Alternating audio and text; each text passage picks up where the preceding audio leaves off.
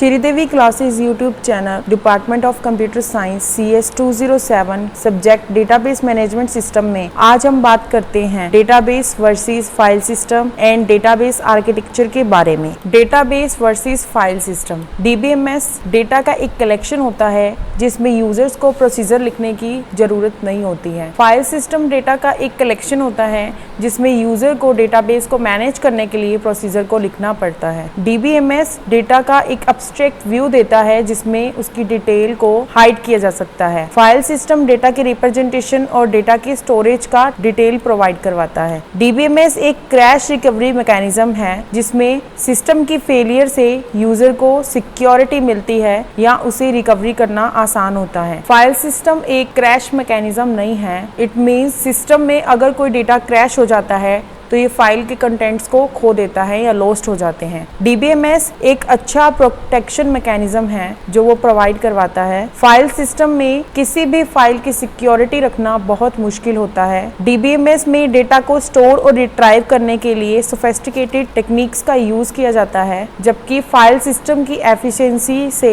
Data को store या retrieve नहीं किया जा सकता। DBMS में लॉकिंग प्रोसीजर का यूज किया जाता है जिसमें डेटा को कंकरेंट एक्सेस किया जा सकता है। फाइल सिस्टम में डेटा को कंकरेंट एक्सेस करने में बहुत सारी प्रॉब्लम्स क्रिएट होती हैं, जैसे फाइल को रीडायरेक्ट करना, जबकि किसी अदर इंफॉर्मेशन के थ्रू फाइल को रिमूव करना या फाइल को अपडेट करना। DBMS architecture. DBMS design architecture पर डिपेंड करता है। Basic client and server architecture का यूज लार्ज नंबर में PCs, web server, database server और कंपोनेंट से इंटरेक्ट करने के लिए किया जाता है जो एक नेटवर्क के साथ कनेक्टेड होते हैं। क्लाइंट सर्वर आर्किटेक्चर में कई PCs, पर्सनल कंप्यूटर्स और एक वर्क स्टेशन होता है जो नेटवर्क के माध्यम से या नेटवर्क के थ्रू जुड़ा होता है। DBMS आर्किटेक्चर में इस बात पे डिपेंड करता है कि यूजर अपनी रिक्वेस्ट को एक्सेप्ट करने के लिए या एक्सेस करने के लिए डेटाबेस से किस तरीके से कनेक्टेड हो। Types of DBMS architecture. Database architecture को सिंगल टायर और मल्टी टायर में रिप्रेजेंट किया जाता है, लेकिन लॉजिकली डेटाबेस आर्किटेक्चर को 2 टाइप्स में डिवाइड किया गया है, 2 tier architecture and 3 tier architecture. 1 tier architecture. इस आर्किटेक्चर में डेटाबेस से यूजर डायरेक्टली कनेक्टेड होता है। दैट मीन्स यूजर DBMS को डायरेक्टली यूज कर सकता है। यहाँ कुछ चेंजेस किए जाते हैं जो डायरेक्टली डेटाबेस से किए जाते हैं।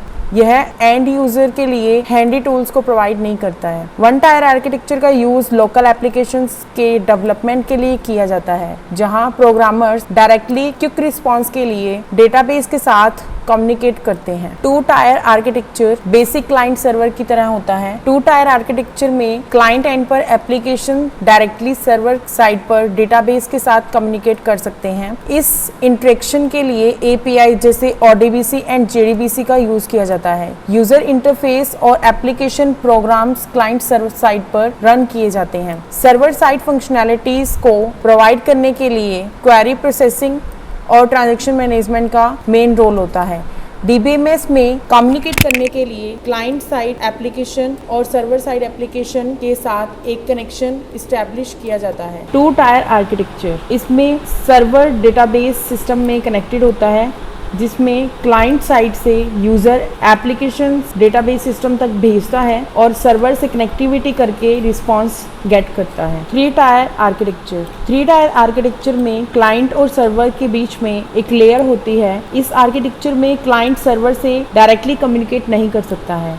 क्लाइंट एंड पर एप्लीकेशन एक एप्लीकेशन सर्वर के साथ इंटरेक्ट करता है जो आगे डेटाबेस सिस्टम के साथ कम्युनिकेट करता है। एंड यूजर को एप्लीकेशन सर्वर से डेटाबेस के एग्जिस्टेंस के बारे में कोई नॉलेज नहीं होती है। डेटाबेस में एप्लीकेशन से किसी भी अदर यूजर के बारे में कोई इंफॉर्मेशन एक्सेस नहीं हो सकती है। 3 टायर आर्किटेक्चर का यूज करके वाइड वेब एप्लीकेशंस को एक्सेस एंड क्रिएट किया जा सकता है। 3 टायर आर्किटेक्चर में सर्वर में डेटाबेस एंड एप्लीकेशन सर्वर होता है और क्लाइंट में यूजर और क्लाइंट एप्लीकेशन होती है। यूजर एप्लीकेशन क्लाइंट से एप्लीकेशन सर्वर तक रिक्वेस्ट सेंड करता है और डेटाबेस से अपनी इंफॉर्मेशन को एक्सेस करके एप्लीकेशन सर्वर से एप्लीकेशन क्लाइंट पर रिस्पांस लेकर यूजर को रिस्पांस प्रोवाइड करवाता है। आज की वीडियो में बस इतना ही। वीडियो देखने के लिए धन्यवाद। अगर आपको ये वीडियो पसंद आती है तो प्लीज हमारे चैनल को सब्सक्राइब कीजिए एंड वीडियोस को ज्यादा से ज्यादा शेयर एंड लाइक कीजिए। धन्यवाद।